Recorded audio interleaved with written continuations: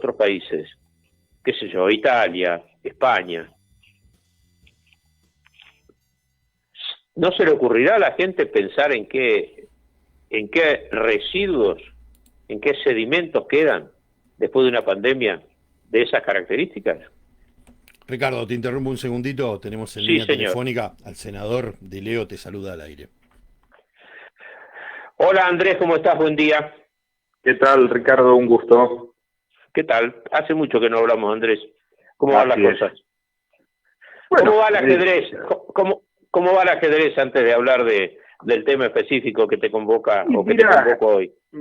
Mira, en líneas generales esta cuarentena, sobre todo la etapa inicial, que ha hecho que nos estemos muy recluidos en nuestras casas, ha generado que uno gane tiempo porque por varias razones, no porque hayamos dejado de hacer cosas que venimos haciendo, pero lo que tiene que ver con todos los vinculados a los viajes, y en muchas veces viajes no solo por temas de la gestión directamente que tiene que ver con el Senado, sino que con las reuniones políticas y demás, hemos descubierto esta herramienta de Internet que hace que uno gane enorme cantidad de tiempo, sobre todo nosotros que somos del sur de la provincia de Buenos Aires, que nos cuesta tanto, no solo económicamente, sino en materia de tiempo. Así que ese tiempo ha permitido que de pronto también esta herramienta maravillosa que es el Internet permita a veces uno despuntar el vicio de jugar. Así que bueno,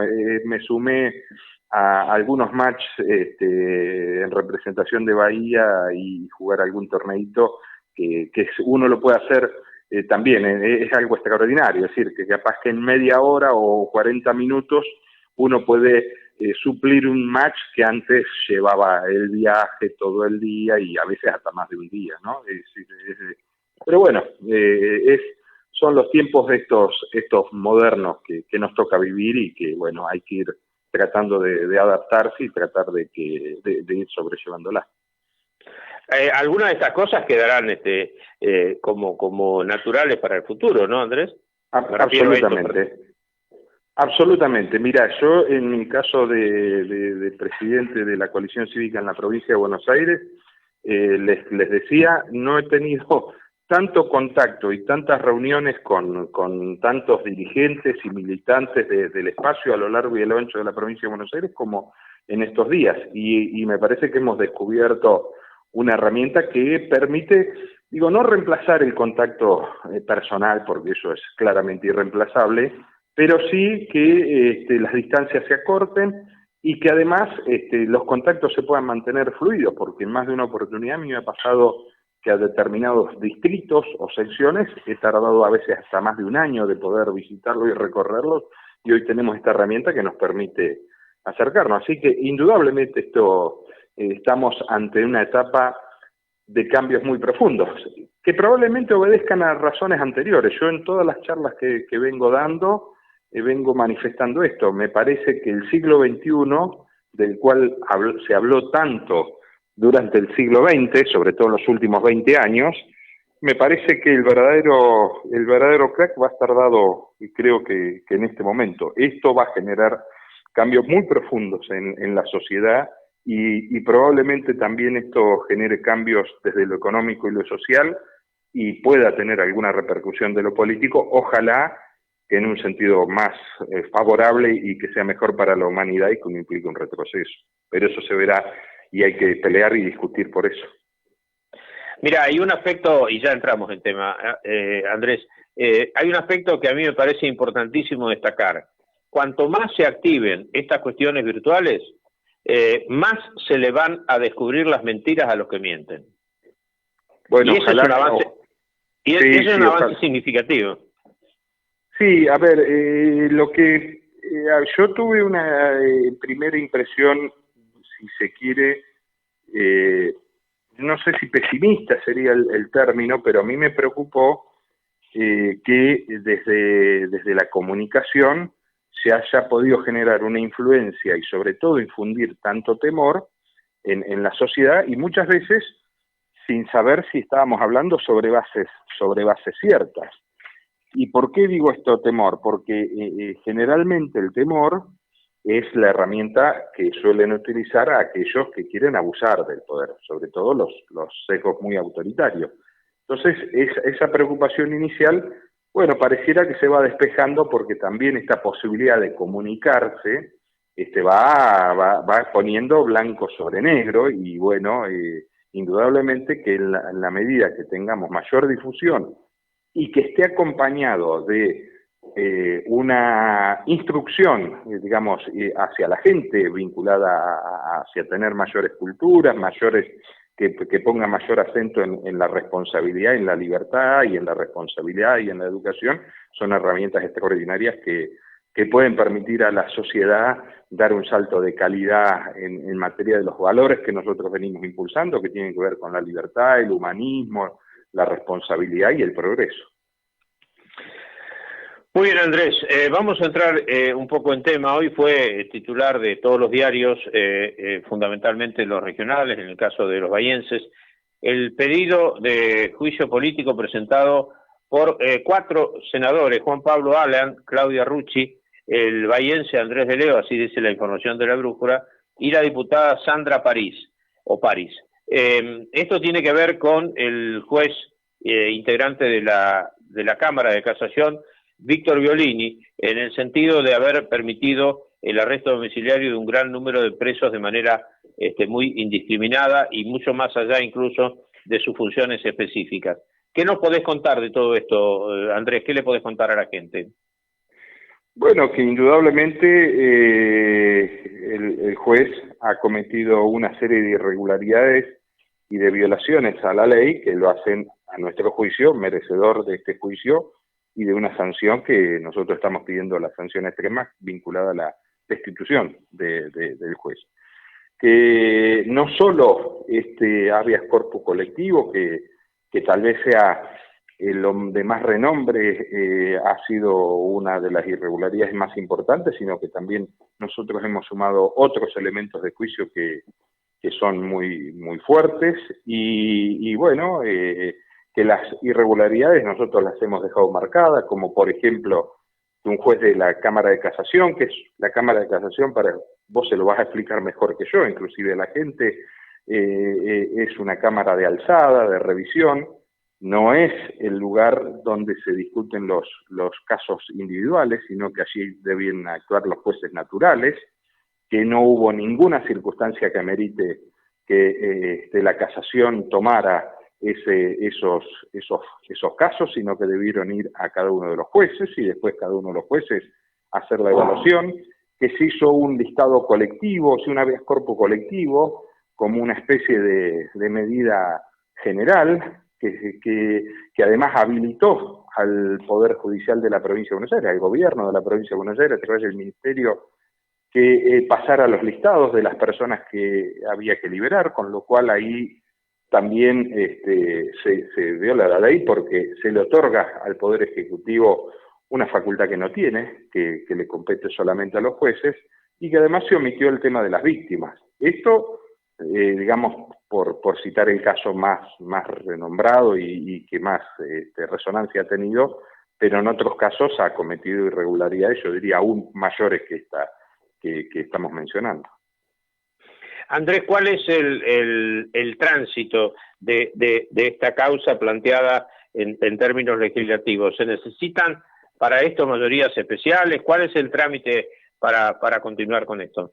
Bueno, si esto después desde Procuraduría se le otorga el impulso, esto después se constituye un cuerpo especial que se llama el jury de enjuiciamiento, en el cual van por sorteo representantes de las legislaturas, representantes de la Suprema Corte de Justicia de la Provincia de Buenos Aires y representantes de los representantes de los colegios de abogados, es decir, de lo que se llama la matrícula. Así que, y ahí se constituye un cuerpo por sorteo, y ellos son los que después terminan habilitando el juicio o no, y son los que terminan llevando adelante el proceso y eventualmente dando las sanciones o el fallo que corresponda. ¿Hay jurisprudencia sentada frente a casos de características similares al del juez Violini, Andrés? Bueno, yo al menos al no ser abogado, de pronto tampoco conozco con tanta precisión de pronto jurisprudencia, pero sí, claramente que de jueces que han cometido o digamos o que han estado en circunstancias similares, como la de tomar, digamos, o tomar causas que no le correspondían, o la de fallar contrario a la ley, ha habido casos y obviamente han sido separados de la justicia. Ahora, el tema de estos habeas corpus colectivo, yo no recuerdo que haya habido un caso similar, pero bueno, justamente también eso ha constituido esta irregularidad que ha sido inclusive en esta semana ha sido reprendida y ha sido revocada por parte de la Suprema Corte de la Justicia de la provincia. O sea que ya la Suprema Corte tiene casi un anticipo de fallo en favor de la posibilidad de la destitución. Sí, a ver, lo que nosotros tenemos que dejar en claro es lo siguiente. Una cosa es un fallo que uno puede estar a favor o en contra y que una instancia puede fallar de una forma y otra instancia de otra. Es decir, que nosotros siempre, digamos, existe esta posibilidad y por eso existen distintas instancias judiciales en los cuales los jueces pueden opinar distinto. Pero nosotros claramente acá estamos dejando evidenciado que no estamos discutiendo sobre lo opinable o sobre la, digamos, razonable disidencia que puede tener un fallo judicial. Aquí estamos hablando de que ha habido una actuación que ha sido absolutamente contraria a la ley y que en el caso por ejemplo, por citar uno, en el caso de la liberación de Petrulo, que fue otro fallo en forma individual, da toda la sensación de que ahí operó lo que se llama el forum shopping, es decir, el forum shopping es que la causa vaya al juez que más le favorece. En este caso, recordemos, Enrique Petrulo era un operador judicial que estaba preso, que estaba dentro de la banda que lideró el ex juez Melazo, ustedes recordarán, destituido sí, claro. Y luego preso hace muy poco tiempo.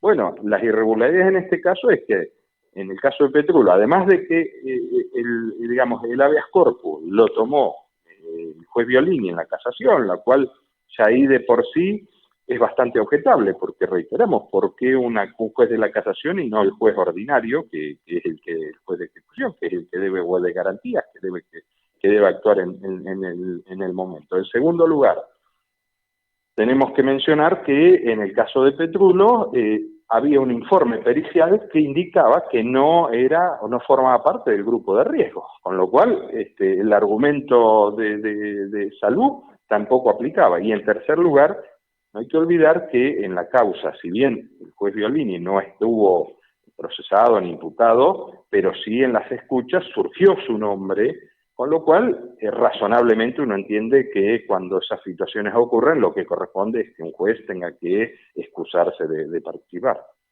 Claro, algo tan simple como eso.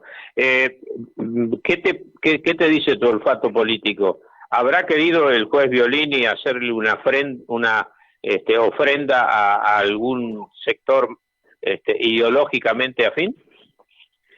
Bueno, a ver, nosotros tenemos en claro dos cosas. La primera es que no estamos diciendo nada nuevo. El juez Violini es un reconocido militante del kirchnerismo, y que además es confeso, no es que no estamos haciendo aquí una casa de brujas, sino que lo ha dicho. Lo cual nosotros no lo hemos incluido esto como un elemento, aunque sí yo debo decir que todo el mundo tiene derecho a tener simpatías o a tener un pensamiento y una ideología. Y además, tampoco se lo puede juzgar si ha tenido alguna actuación previa, porque de hecho, digamos, innumerable cantidad de jueces aquí en Argentina y en el mundo han tenido militancia y participación dentro de un espacio político, y esto no le ha impedido después acceder a un cargo y ser independiente. Creemos que, digamos, profesar una militancia activa no es una buena señal para la sociedad. Me parece que eso le quita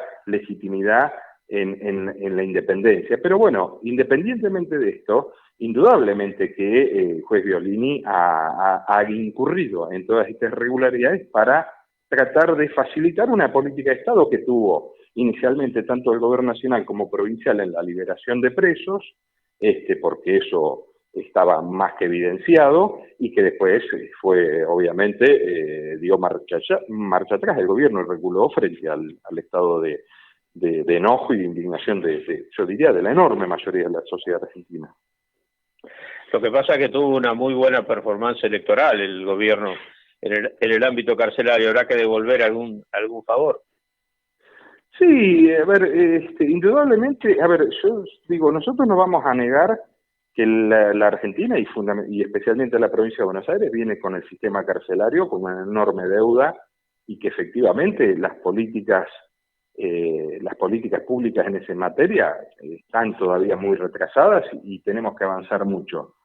Pero hay un sector del kirchnerismo que entiende o que cree que es mejor los presos en la casa que en la cárcel, y bueno, ahí me parece que se ha utilizado ese argumento más el argumento de la pandemia para avanzar en ese criterio. Y en el caso de Petrulo, bueno, claramente ahí ha habido un fallo que ha sido ajustado a medida y que nosotros por eso también lo hemos incluido en el juicio político y entendemos que ha sido así. Andrés, no podría terminar esta comunicación telefónica sin preguntarte por la mentora intelectual de vuestra agrupación política. ¿Qué es de la vida de Lilita, que está, bueno, sabemos que ha renunciado o ha dejado de pertenecer al ámbito legislativo, pero digo, desde el punto de vista político y con todas estas cuestiones que se plantean, ¿qué piensa Lilita? ¿Qué charla? ¿Has tenido alguna charla reciente? No hemos tenido, yo al menos no he tenido charla reciente, sí lo ha tenido gente, digamos, con la cual nosotros venimos trabajando en común. Ella obviamente está con este impasse, yo digo, en la política que se ha marcado, y bueno, entendemos que, y lo que nos ha manifestado, que nos ha hecho llegar, es una enorme preocupación, primero por esta situación de la cuarentena en sí mismo, que ha generado temor y angustia a muchísima gente, y después en esto también creo que ahí tenemos un diagnóstico compartido, y yo lo vengo manifestando, que las consecuencias de la enfermedad o del virus propiamente dicho son nocivos, pero creo que los argentinos vamos a tener que estar preparados para el día después, que creo que vamos a tener una lucha tan o más dura que la que estamos llevando adelante contra el virus. Podríamos decir el virus de la política. Sí, yo diría el virus de la política, el virus de la crisis económica que se está gestando, indudablemente, porque, a ver, el coronavirus de alguna manera ha disipado o ha solapado los errores que venía en materia de política económica llevando adelante el gobierno nacional y provincial, pero indudablemente que esto ha acelerado, pero no hay que olvidarse de las cuestiones. La economía venía con dificultades, pero venía por lo menos con algunas ideas que a nuestro juicio eran las correctas, la de tratar de terminar de ordenar las variables macroeconómicas, generar un modelo que ponga punto de partida a la Argentina con las dificultades que hemos atravesado. Esto indudablemente en los primeros 3 meses de gobierno antes del coronavirus, evidentemente se había anticipado, la economía venía en caída abrupta, la recaudación en caída abrupta, los déficits fiscales cada vez más marcados, la emisión monetaria absolutamente descontrolada, y bueno, esto va a tener claramente una repercusión. A esto le sumamos las medidas del coronavirus y la verdad es que el panorama pinta bastante complicado, mucho peor, es decir, indudablemente mucho peor de lo que todos quisiéramos. Indudablemente. Gracias, Andrés, por este contacto. Te mando un fuerte abrazo y, bueno, la seguiremos cuando las circunstancias lo indiquen. Cómo no, con todo gusto. Saludo grande a toda la gente allá. Gracias, Andrés. Un abrazo. El senador Andrés de León.